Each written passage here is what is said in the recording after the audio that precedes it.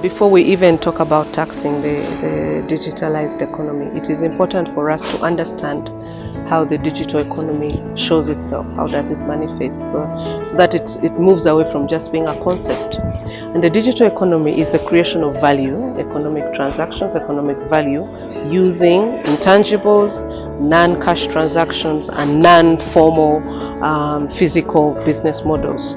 So you have economic transactions done through internet, like e-commerce. You have use of non-cash payments like air miles to buy things. Then you also have a transfer of value using intangibles like intellectual property. That is how the digital economy manifests itself. For tax administrations, once we understand how it manifests itself, then we are going to be able to understand where is value created and who is the beneficiary of economic value, and how do we value the actual value that has been created, what's the valuation of it, in order for us to tax it. I think I wouldn't want to call it a battle, but it's a new way of taxing that has come up that we need to understand. And I think once we understand it, we should be able to determine the rules, the policies, the laws, the guidelines, the administrative procedures to be able to tax it. And I think it is something that can be done. As a tool, it's important to understand how do we define presence? How do we define presence in our jurisdiction? Because taxation is about jurisdiction. You have to have jurisdiction to tax.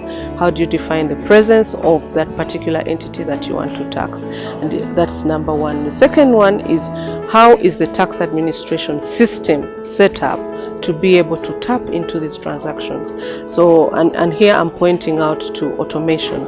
If you're not able, if a tax administration is not automated, then maybe you don't even have data sets, because it's the use of the data that you have that the tax administration is collecting, the data mining abilities, data analysis that you're able to use to tax these transactions. And thirdly, capacity of the tax administration. And this not only in terms of the automation I'm talking about, but the human resource. Do we understand these transactions? Do we understand what it means for us?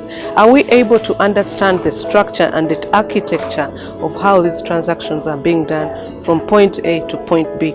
Are we able to attribute the value that is coming out of our jurisdiction in order for us to tax? So capacity building of the tax administration, both in terms of our own infrastructure, but also our human resource, is key.